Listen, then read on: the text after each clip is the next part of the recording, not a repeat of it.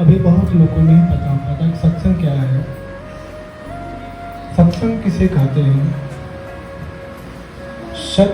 सत्संग जो सत्य का संग करे, जो आपके शरीर के साथ स्मृति लोक में है, वह सत्य नहीं है। वह मात्र शरीर के साथ ही रहेगा, चाहे धन हो, चाहे कपड़े हो, जो भी आपके शरीर के साथ है सब छूट जाएगा। सत्य संग, उस सत्य का हम आपको सभी लोग को संग करना है, जो जन्म जन्म तक हमारा आपका साथ निभाए।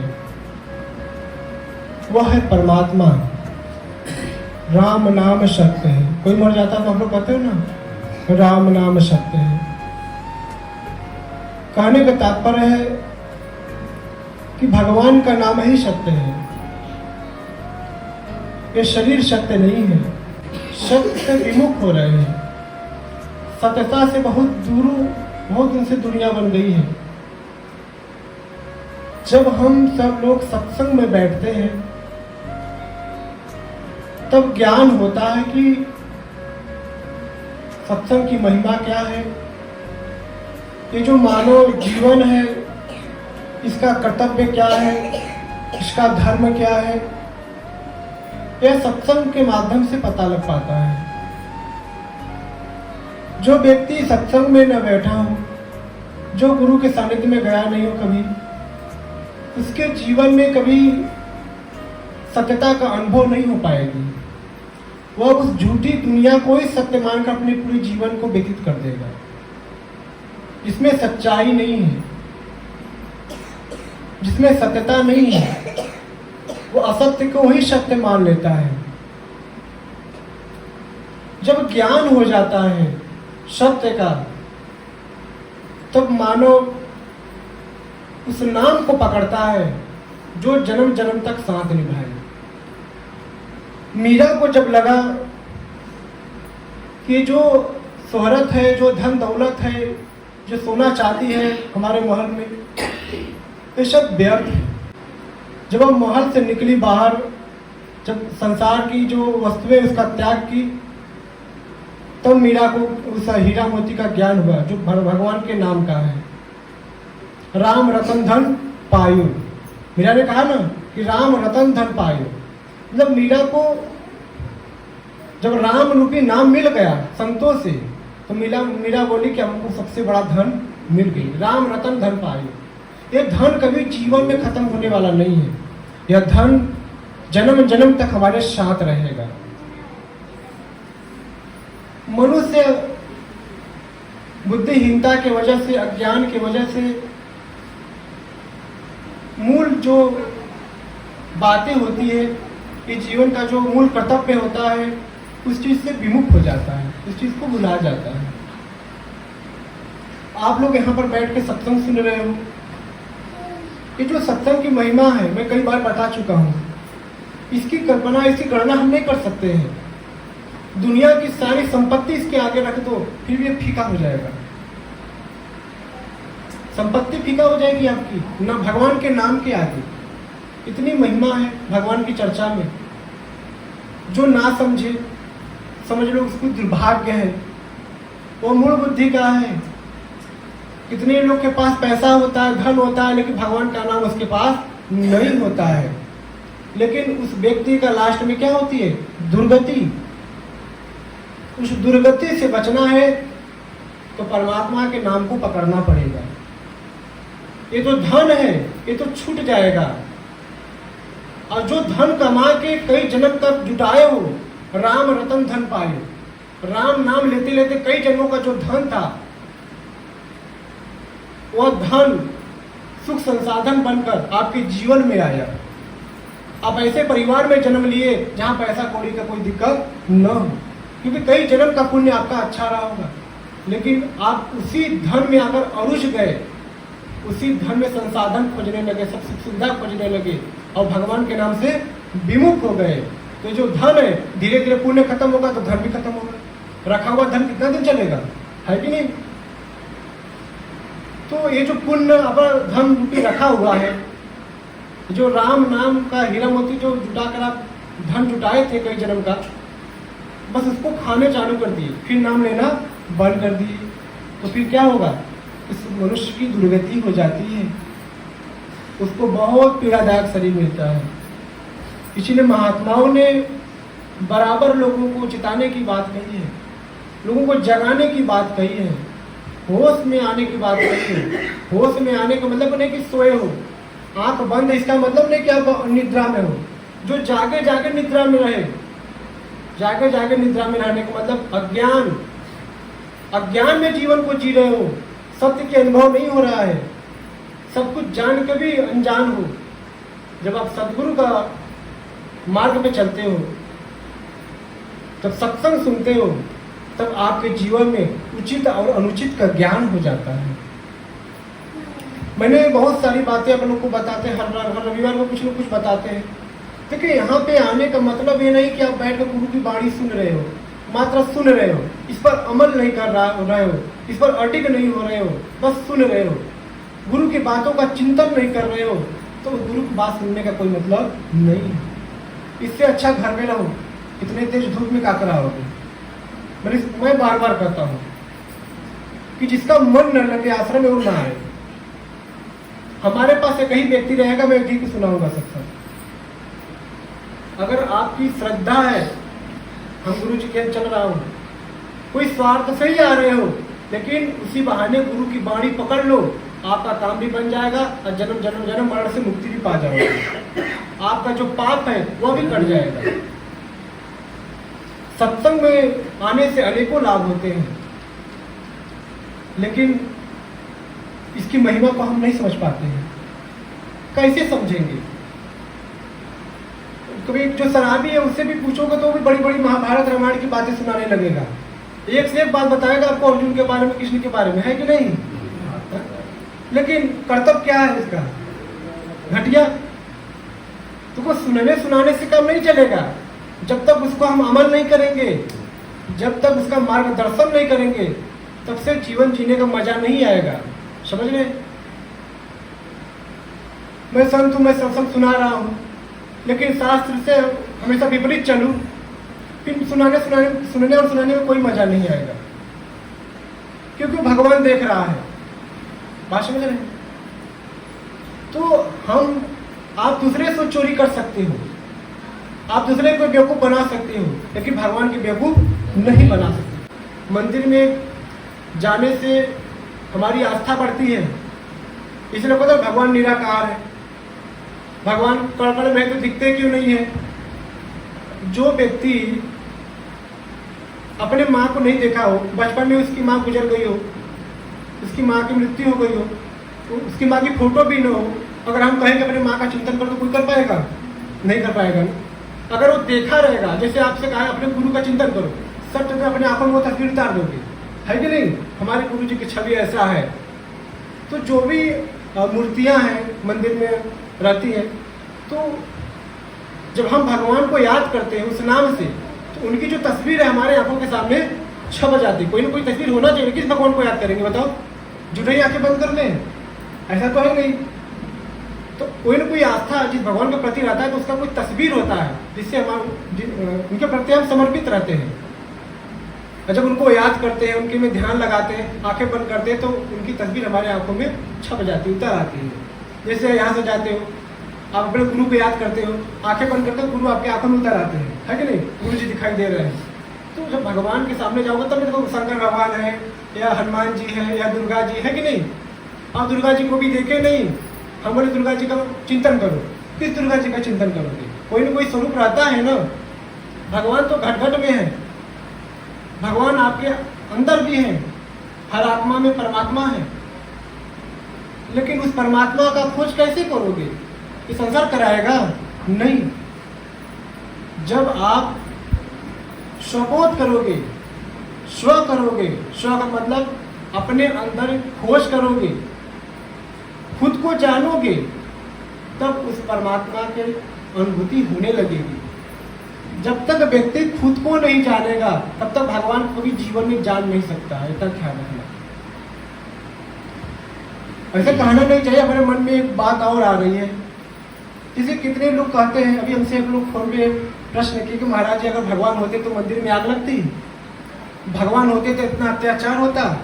हमने कहा कि भैया तुम हर व्यक्ति हिंदू सनातनी देवी देवताओं को ही टारगेट करता है, कभी चादर फादर के क्यों नहीं टारगेट करते हो? वो भी तो किसी मकबरे पर क्या बोलते उसको जो बनाए रहते हैं, हाँ उस पर जाके चादर चढ़ाते हो। हाँ? तो क्या वो उनको ठंडी लग रही है? उस पत्थर वहाँ पे जो चौधरा बना वहाँ पर ठंडी तो लग नहीं रही है, वहाँ की जिक्र क्यों नहीं करते हो? वहाँ का भी जिक्र करना चाहिए ना। जिस मृत शरीर को जहाँ दफनाया गया, कैसो भी हो, दुष्ट भी हो, चोर भी हो, उसको दफना दिया गया, उसको पूजत रहे लोग, उस पर चादर चढ़ाते हैं लोग, है कि नहीं? उसका विरोध क्यों नहीं होता है? जो भी उठता है देवी देवता से, जो भी उठता है, सनातन में संत महात्मा ऐसे होते हैं, जो भी उठता है शंकर ऐसे है, जो भी उठता है हनुमान ऐसे है। सब लोग देखिए हिंदू खुद है अपने पैर पर खुद कुल्हाड़ी मार रहा है। तो मतलब लोग कैसे हैं? जिस देवी देवता में हमारे पूर्वज की आस्था रहती थी, हमारे जिस देवी देवता को पूर्वज मानते चले आ रहे हैं, हम नया जनरेशन में आके अपने देवी देवताओं से विमुख हो जा रहे हैं, है कि नहीं? कुछ स्वार्थ खातिर, कुछ लाभ खातिर जिस देवी देवता में हमारे दादा दादी आस्था रखते थे, पूजा पाठ करते थे, उससे हम विमुख हो गए। कितनी शर्म की बात है। मैं बार बार कहता हूँ, अपने देवी देवता के प्रति, अपने भगवान के प्रति, अपने गुरु के प्रति हमेशा समर्पण रहा करो। लेकिन लोग भटक रहे हैं। कोई ईसाई बन रहा है, बोलते हैं कि वहाँ नमक मिलता है, वहाँ चावल मिलता है, वहाँ पैसा मिलता है। सोचो, हम लोग को लोभ देकर, लालच देकर धर्म परिवर्तन किया जा रहा है। आओ ईसाई बन जाओ, तुम्हारा लड़की का शादी करा दूंगा, तुमको पैसा दूंगा, अपना धर्म परिवर्तन कर लो। सोचो कितनी निंदनीय बात है। हमारे पूर्वजों ने जिस धर्म को अपनाया, जिस धर्म पर चलते आए, उसी धर्म को हम कुछ लालच की वजह से अपने धर्म को त्याग दिए। देखिए, मैं बुराई किसी मजहब या धर्म का नहीं करता हूं, लेकिन अपने लोगों को जगाना जरूरी है। अगर आपको कोई लोभ दे, चलो तुम ईसाई बन जाओ, कदापि मत जाना, क्योंकि अपना लोग कहते हैं धर्म चला गया। धर्म चला गया मतलब कुल चला गया। बात समझ गए? देखिए, बहुत बड़ी षड्यंत्र है लोगों का। कैसा षड्यंत्र है मैं आप लोग को समझा देता हूँ। ये बातें तो मैं कभी करता नहीं, लेकिन मैं बताता हूँ। हमारे देवी देवता का एक भी प्रसाद ईसाई वाले खाते हैं? क्यों नहीं खाते हैं? वो अभी कहते हैं कि कड़कड़ में भगवान है। जब कड़कड़ में भगवान, हम लोग तो तुम्हारी प्रसाद खा लेते हैं, लेकिन तुम लोग हम लोग की प्रसाद क्यों नहीं खाते हो? सब बात है। हम तुम्हारी प्रसाद खा लूंगा, लेकिन हमारी प्रसाद वो लोग नहीं खाते हैं। मतलब हमारे जो सनातन हिंदू धर्म है, इसमें इन्होंने इतना भेदभाव डालकर आपको इतना गुमराह कर देते हैं, भीड़ जुटाकर, भीड़ दिखाकर, इतने प्रोफेशनली व्यक्ति को खड़ा करके, देखो उसके पास स्कॉर्पियो हो गया, फॉर्चूनर हो गई, क्या महंगी महंगी गाड़ी हो गई, इस चीज में इसका मन लगाया। मतलब ऐसे ऐसे संसाधन आपके सामने खड़े करेंगे कि आपके मन को मतलब भ्रमित कर देंगे। अब भ्रमित करके अपने में क्या कर देगा? आपका धर्म परिवर्तन कर देंगे। हाँ? बात को समझने का प्रयास करिएगा हमारे। इसलिए ऐसे ठगी लोगों से हमेशा दूर रहना। बात समझ रहे हैं? ये सब बातें मैं क्यों कहा? क्योंकि अपने भी लोग हैं तो थोड़ा कभी कभी रहकर गुमराह हो जाते हैं। हमारे ऋषि मुनियों ने आज भी हिमालय में कितने लोग तपस्या करते हैं।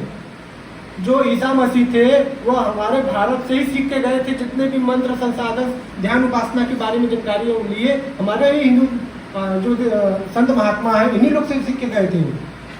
तो भगवान कृष्ण को मानो, भगवान राम को मानो, इतने देवी देवता हमारे धर्म में है। फिर आप मानते नहीं हो और मैं फादर को चादर जरूर चढ़ाऊंगा, लेकिन मानूंगा नहीं। है आप अपने प्रभु के प्रति श्रद्धा रखिए, समर्पित रहिए और भगवान का भजन भाव करते रहिए। अगर कोई आपको भरमाए तो कदापि उनका भरमिएगा मत। समझ रहे हैं? तो आप सभी लोग अपने घर में ध्यान करते हैं?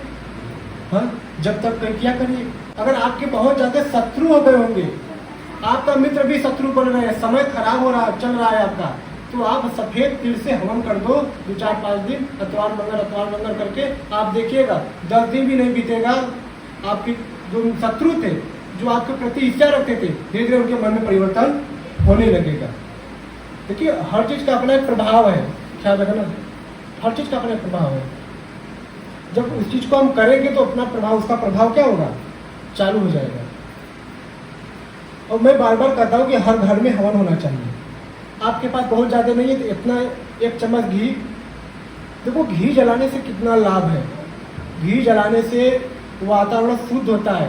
पहले हमारे पूर्वज जो हुआ करते थे, जो हमारे दादा परदादा थे, गांव में चंदा जुटाकर एक बार हवन किया कराते थे। गांव में करते नहीं करते थे कि घर में कोई गांव में आपदाएं नहीं आए। पहले गांव में हैजा, क्या बोलते थे, हैजा, हाँ ऐसा ही कुछ बोलते थे कि हैजा आ गया घर में, किसी जन में वायरस आ गई है, उस गांव में लोग बीमार हो रहे हैं, उस गांव में लोग जाते नहीं थे, ऐसा हुआ करता था ना। तो उस लोग क्या करते थे, हवन कराते थे गांव में, ताकि जो हवन की सामग्री से जो एक घी जलेगी, इससे वातावरण जो हवा है इसमें परिवर्तन हो जाएगी। जो वायु है इसमें जो कीटाणु है, इस वायु के कीटाणु क्या होंगे, नष्ट हो जाएंगे। इसलिए हवन कराया जाता था। जिस घर में हवन बराबर होता है उससे घर में नकारात्मक ऊर्जाएं नहीं होती है, उससे घर में भूत प्रेत नहीं रुकते हैं, उस घर में सुख संपदा आने लगती है, उस घर में माता लक्ष्मी की कृपा हो जाती है। उस घर में जो रहने वाले व्यक्ति होते हैं उनका जीवन आनंदमय होने लगता है। मैं बार बार कहता हूँ कि हवन करो घर में, लेकिन आप लोग हवन करते नहीं हैं। मैं बार बार कहता हूँ नाम जप करो, नाम जप की बड़ी महिमा है। अगर व्यक्ति नाम जप करे, हर 5 मिनट पर नाम जप किया करो, हर 4 मिनट पर नाम जप किया करो। जैसे 4 मिनट बीता एक बार नाम ले लो, 5 मिनट बीता एक बार नाम ले लो भगवान का, जिसमें भी जिस नाम में आपकी रुचि वास्ता हो, अब लेते रहो ना, आनंद आ जाएगा। लेकिन नाम लेते नहीं हो। देखिए भगवान ने मानव जीवन दिया है, तो ये जीवन को आप दुरुपयोग में लगाओ, अपने विचारधारा गलत चीजों में लगाओ, तो इससे क्या हुआ कि आपकी समस्याएं बढ़ेगी। जब आपका मन परमात्मा में लगता है, जब आपका मन प्रभु में लगता है, तो आपके जीवन में आनंद आने लगता है। ख्याल रखना, बिना परमात्मा के आप एक परत भी आगे नहीं बढ़ा सकते। उनकी कृपा है तभी आप उनको देख पा रहे हो, उनकी कृपा है तभी मैं सत्संग कर पा रहा हूँ, उनकी कृपा है तभी आप सत्संग सुन पा रहे हो। कितने लोग आँख के अंधे, कान के बहरे है कि नहीं, चाहते हैं संसार को देखना लेकिन देख नहीं पाते पूरा जीवन। और कितनी बड़ी कृपा हमारे आप ऊपर है भगवान का कि हम लोग संसार को देख पा रहे हैं। सोचो, इस आंखों को गलत दृष्टि लगाए कहीं, इस विचार को गलत दिशा दे, तो कितनी दुर्भाग्य की बात है लोगों को। भगवान ने इतना पवित्र मन दिया, लेकिन इस पवित्र मन को हमने गंदा कर दिया। जैसा संगत में रहोगे वैसा रंगत जीवन पर चढ़ेगा। इसलिए साधु संतों के सानिध्य में बैठ कर भजन सुनो, सत्संग सुनो, अपने भी सुनो, बच्चों को अपने भी यहाँ से जाकर सुनाओ कि सत्संग में हमने आज क्या क्या सुना। तो वही वाणी सुनाओ, लेकिन सुनाओ। ये जो सत्संग में आप बैठ के सुन रहे हो ना, मैं कई बार कहा हूँ, आपको कुछ प्राप्त हो रहा है। आप बोलोगे महाराज जी क्या प्राप्त हो रहा है? आपके पाप घट रहे हैं, पुण्य बढ़ रहा है। जब पुण्य बढ़ेगा तो मतलब आपके जीवन में कुछ अच्छा आने वाला है, आपके जीवन में कुछ न कुछ अच्छा होने वाला है। आप जिस चीज को खो रहे थे वो चीज प्राप्त करने वाले हो। क्या जो इनकम आपका बंद हो गया था वो इनकम आपका चालू हो गया, मतलब पुण्य बंद हो गया था। जब पुण्य बंद हो जाएगा तो आपका पुण्य जब घटेगा तो समझ लो कि आप कर्ज की तरफ भी जाओगे, गरीबी की तरफ भी जाओगे। जब भजन भाव करोगे तब पुण्य बढ़ेगा, तो आपके घर में हर प्रकार के संसाधन बढ़ेगा। पुण्य से ही व्यक्ति अमीर और गरीब बनता है।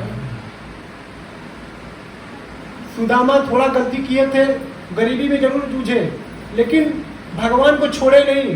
लेकिन एक समय ऐसा आया, सुदामा का पूरे शास्त्र में नाम हो गया। हर व्यक्ति सुदामा का प्रमाण देता है सत्संग में।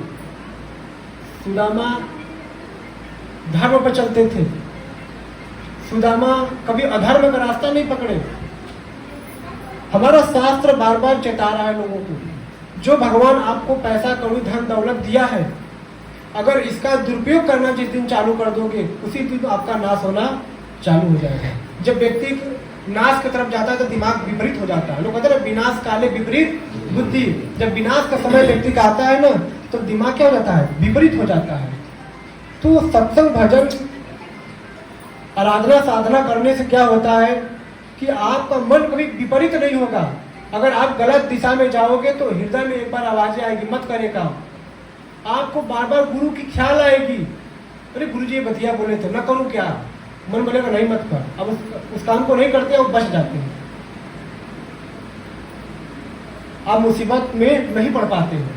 ये होती भगवान की कृपा, ये होती सत्संग की पावर। ये गमले में तुलसी का पेड़ लगा दो, जब सो के उठते हो तो पहले धरती माता को प्रणाम करते हो, उसके बाद जब बाहर निकलते हो तो कोई चप्पल का दर्शन मत करना। आजकल लोग दुआरी पे ही लोग चप्पल रख देते हैं, सैंडल रख देते हैं, और सुबह उठेंगे तो पहले वही का दर्शन करेंगे। भाई चप्पल जूता का दर्शन करोगे तो चप्पल और जूता जैसा तक आपका भाग्य उदय होगा, वैसे ही चप्पल जूता का दर्शन नहीं किया जाता है, भगवान का दर्शन किया जाता है सुबह सुबह। मैं कितनी बार बताया हूँ कि सुबह उठ के शीशा मत देखा करो। कितने लोग क्या करते हैं कि सुबह उठते तो पूरा शीशा उठा लेते हैं, समझ रहे। सुबह सो के उठना चाहिए तो शीशा नहीं देखना चाहिए। महिलाएं विशेष ध्यान रखो, सो के उठते तो पहले शीशा, इससे गरीबी आएगी। सुबह सो के उठो तो सबसे पहले गमले में तुलसी जहाँ लगाए हो, चाहे गमले में लगाए हो चाहे बाहर लगाए हो, वहाँ दर्शन करो। हरा भरा चीजों का दर्शन करना चाहिए, ठीक है। सुबह सुबह अपने मेन द्वार पर चप्पल मत निकालना, आज के बाद से साइड में रखना। कहाँ रखोगे, साइड में। कितने लोग सुबह सुबह उठते हैं तो अपने चप्पल कहाँ खोजते हैं, पहले उसी का नाम लेते हैं, चप्पलवा ना मिला तो संडिलिया नहीं मिल रहा है। सोचो कितनी दुर्भाग्य की बात है कि इतनी भी ज्ञान नहीं है कि सुबह सुबह हम चप्पल खोज रहे हैं, और सुबह सुबह हमको भगवान को खोजना चाहिए। सुबह सुबह हमको भगवान को याद करके मन को आनंदित बनाना चाहिए। चप्पल का नाम सुबह सुबह नहीं लेना चाहिए।